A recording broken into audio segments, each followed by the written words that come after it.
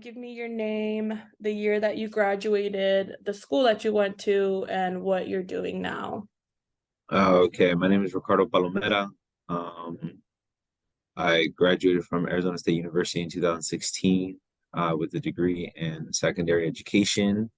And I also graduated in 2020 from Arizona State with a master's in educational policy. And now I'm teaching social studies, government, economics, and history at Avid at North High School. This is my entering my 8th year. So, yeah. That's awesome. Congratulations. And I'm also an ASU grad, so forks up. I'm glad Awesome. Hell yeah. Yeah, of course. there's ASU people here. So that's awesome. Pretty much just hearing about how you heard of Education for Arizona, the Alumni Board, and what made you want to get involved. Well, I got involved in the previous name change. And I think for me was I had a really great mentor in Myrna Cardenas, who I value a lot and respect a lot, and she really encouraged me to be part of the board. And I think excuse me. I think that it had a lot to do with the fact that as someone who benefited from the scholarships and the program itself and the mentorship, I just wanted to be able to be part of the conversations and to like see what it's like, and also, hopefully um, get to understand a little bit more about like where like the support I got is coming from and what sort of like things I could do moving forward to kind of I guess pay it forward, you Yeah. know? Mhm. So yeah, unfortunately, I had to leave under not great circumstances, but I think that the experience was something that really allowed me to better understand, you know, why it's important to invest in our like communities. You know what I mean? So Yeah, yeah. definitely. No, I get where you're coming from. That's a reason why I joined as well, is just kind of paying it forward, paying it back in a way to the organization that, helped us so much throughout college. So I Hmm. totally understand. That's Right awesome. on. Yep. Yeah. And did you have a specific role on the board, or were you just a general member? That's a good question. I want to say I was a general member. It was my first year, and I only did it for like 1 year, but I think that um time like was really meant for me to kind of just understand and like familiarize myself rather than like take any like strong leadership role. I at that point. Nope, totally understandable. That's awesome. And if you can recall from your time on the board, was there a specific activity or event that the board hosted that stood out to you the most during your time there, and why? Oh, sorry. What was that last part? And just any event that the board hosted when you were on the board that stood out to you, and why? Okay. Yeah, so the one, I mean, there was a few events that we did, but it was like so we were doing a lot of stuff virtually at that point, I remember. So we didn't really have too many like I can't really remember the virtual events, but I remember we had one in person, like kind of like a um you call it a social. Mhm. Yeah, the social was over at the Wilderness, and that was great, man. That was actually really nice. We also did something else too. I can't remember what it was. To do with like it. Maybe it was like a career day type of thing, or Mhm. like I can't remember. But the social was really fun though. I remember the social was great, not just because obviously it was like a social setting, but it was just really cool to meet everybody like in person, and really just cool to like just connect with folks. And I think that like if I remember correctly, that social was not just the board members, it was like anyone in the foundation, like people that were also currently in school, I think. And I think that was really great. I think that when you are coming from high school and going to college, you want to do adult stuff, and I think that like networking with people of a foundation is like something that is like very, very good, very supportive. And I really enjoyed that. I think that that was really cool. That was one of them that really stood out to me. Yeah. Yeah, that's awesome. I know those events that we do are pretty cool. And yeah, you're right. We do open it up to current members of Education Forward or any other alumni, not just the board. So it's Mhm. nice just to meet people from different graduating years and see where everyone at is at and networking with them. So I Yeah. definitely can um agree with you on that. I've met some really cool people and I've heard about people that have jobs that I've never even heard of until I met them. And I Yeah. was like, this is cool. I didn't even know that was an option. Right. Let me see what else. What if any, what challenges did you face on the board and how did you work to overcome them or work through them? Yeah, I guess okay. So the challenges I faced on the board, one of them was just like my own like inexperience. It was like I think my first time ever being on a board. So Mhm. I felt a little intimidated because I just didn't understand what my role was. I didn't understand like what kind of like I think I definitely felt more comfortable, allowing folks to speak and then, processing or, like that. But at the same time though, I did feel really comfortable like sharing my opinion or sharing my perspective. Like I don't think I felt like I couldn't share. I felt like I could share whenever I wanted to. I just didn't know how to. And when I felt more comfortable or I actually felt like, oh, I can like bring it up this way, I think that that really opened it up for me. Um I think the questions about challenges, right? Yeah. Okay, yeah. I think another challenge for me personally was I think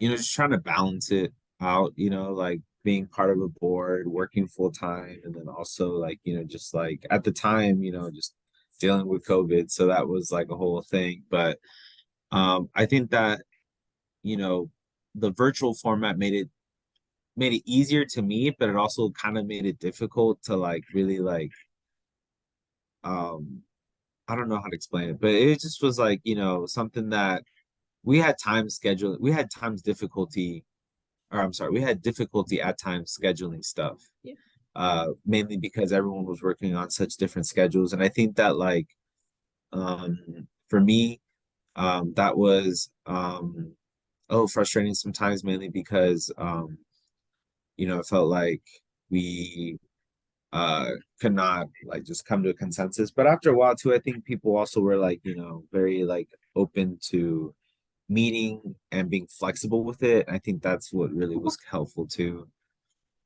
So besides that though, I think that the difficulties were really just more like an adjustment rather than like, anything that's like in was systematic or, structured, right? Yeah. So yeah. Oh, that's awesome. No, and that completely makes sense. But COVID just threw everyone for a loop. So, Yeah. it's definitely was hard just getting used to being online all the time and having to stare at a screen at your job full time and then having to join another meeting afterwards. That's more Mhm. voluntary. It's hard to get used to. So those are very understandable. And Right. like you said, it just kind of coming to an agreement or making a little bit more flexibility in the schedule just it helps, but definitely understandable. Excuse me. Let me see. How do you envision Education Forward, the alumni board, to contribute more to the community? What are some other ways that you see the board could give back, even if it's not to the Education Forward community, but like the Arizona community, the college community, anything like that? I think one of the ways that they could do that is just by being more visible. I think that one of the things I remember, like, okay, so I work at a high school and I really like have been involved in the financial aid and like, college preparation stuff for like several years, from the high school perspective. Mhm. And there's several organizations that will like kind of like be the main organizations that are present at certain places, and I've definitely heard like Education Forward Arizona, I've definitely heard them present at other schools with their old names. You know what I'm saying? So I guess like now that there's been like I think this is the third name change that I've like gone through. So I guess it would just be to like just show up at the schools all the time, be consistent about like, like outreach. I think that like would be really dope because kids want to see that they have options and I think kids also want to see that that there's organizations out there that care and are present, you know, like I think for me, like the way I found out about this organization was through the scholarship that was brought to me by a professor at ASU, you know, a white teacher, you know what I'm saying? So I guess like, you know, it'd be dope if like the organization is like, and I get that the board probably won't be able to do it because of like scheduling conflicts, but I know that like having the outreach at the schools, especially in like the Phoenix Union schools where there's like a lot of like, underserved communities, I think would be awesome to see. Even just at that, they don't even like it wouldn't necessarily be necessarily giving back, but it's just that the presence is there just to kind of show that. Um, and I think that that would really help out the foundation too, because I think that they would get a lot more traffic, and that'd be awesome.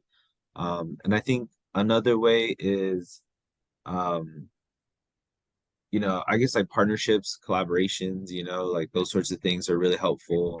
Um, like for me, I guess I'm really into the idea of like, oh, hi Kitty, of like community organizing and like, community activism and stuff like that. So I mean, like I know it's hard to get into politics, but I also feel like, the foundation has um, a lot of students that are part of these like communities and groups that are like, oftentimes, hurt. And the financial aid helps a lot, but at the same time though, like for me, for example, like the financial aid helped me out a lot, but it's also like a lot of like just mental preparation. So I don't know. I don't know if that makes sense, but I guess like keep doing what y'all are doing for sure, because like it really helped me out a lot. I guess I just wish I had like more people that knew about it, you know? Yeah. No, that makes sense. And I think a lot of it is just the presence and advocacy, not necessarily it's always about the financial aid part of it, but Yeah. just like you said, I like how you said just making your presence known and making sure that students know that there's more opportunities and possibilities for any sort of assistance. So I think you're correct. That's good to hear. Let me see here. Another question. In what ways do you see yourself remaining involved with the Education for Arizona community? Definitely will promote it. I would love to have education forward folks in my classroom to talk about, programs that they're doing and scholarships that they're having. And I think that'd be great. I think that, oftentimes like as a classroom teacher, like one of the best things that I can do is like invite people to the classroom and just let them talk to the kids. Another way that I guess I would like to move forward is just be like informed of like the events and the newsletters and stuff like that.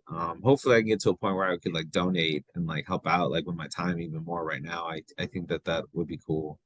But yeah, for sure, definitely like invite the organization to my classroom whenever they want to come talk, whenever they have news and information to share. Like I would love to, even if it's like a video or like a virtual thing, or if it's an in-person thing, like I think that would be great. That's awesome. And yeah, being a teacher is already it's already a lot of to take in. So having these resources and these communities and this organization, Yeah. to be able to help and just come in and talk to students, I think it's a great thing. So Yeah, cause like, can I add one more thing to it? Cause like the thing is like, teachers are almost like parents where they like can say something and the kids will like in one ear, not the other. You know what I'm saying? Like I say, hey, apply for this scholarship, and they're gonna be like, yeah, whatever, I don't care. But then you have like a third adult or fourth adult or fifth adult from another group. They come in and they're like, hey, dude, apply for this scholarship. Like the kids will take you serious. They'll be like, oh, okay, you know what? Like, let me do it. Let me try it out, And I think that really helps everyone out because I will tell the kids every day, about this opportunity or that opportunity. And it really won't click in their heads until someone else does it or it's like the last minute, and I want to like, beat that, right? definitely. No, that's a good point. Let me see.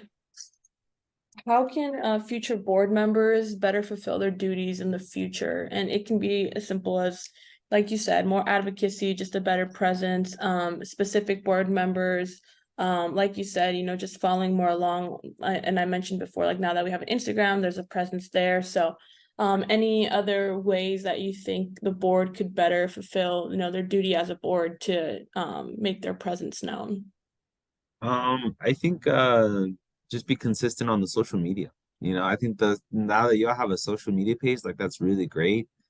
And I would hate for it to like, you know, be used for a little bit and then just kind of go away. So I would just say just be consistent on the social media account and, I guess just take time to have some fun. Like with the board with each other, because I know all work and no play can make anyone a dull boy type of thing. So yeah, I really hope y'all have some shirts. I would love to rock a Education Forward AZ shirt. That'd be pretty cool. And if yeah, just if you all have like an outreach team or like a group of people that y'all can get to like visit schools and talk about it, like that'd be great. I would love to get in contact with those people for sure. That's awesome. And yeah, definitely. I'm not sure if you already subscribed to the newsletter or on the Facebook page that we have, the alumni page, but if not, I could send you that information. Yeah, Um, please do. I think I am. I'm not sure though, but okay. I think Yeah, I know it's a Facebook. I know not many people use anymore, so I understand that it's not the I am. best way to communicate with people, but I'll for sure send you the info. And then let's see, last question. Is there anything else that you recommend to future board members? I would say the only thing I recommend to future board members is um just to take your time to like really like get to know the people you're like working with, like and especially like those that are like, there's a lot of really great insight that I don't remember if these board members are still on there, but I know Myrna had a lot of great insight, Matt had a lot of great insight, Carlos and Sal and of course Aleida, like like all of y'all really had a lot of great insight and wisdom. And so I learned a lot. And I think that really helped out in like future board stuff that I did with other boards. So I would say like this board is really like cool, really, and it really is like targeting like people that or I guess like encouraging people that are oftentimes like underserved, like really helping them out, so I think that just stay present, stay focused, and learn, just learn a lot from what the people are sharing. That's awesome. All right. Well, those were my questions. Thank you so much again for hopping on the Zoom with me. I'll be in touch. I'll send you some info, but we'll for sure make sure that you know of anything, any events that are coming up. I actually do have one for you. I know it's a little soon, but next Thursday, so a week from today, we're awarding two current scholars an additional scholarship. That's the Alumni Board Network Scholarship.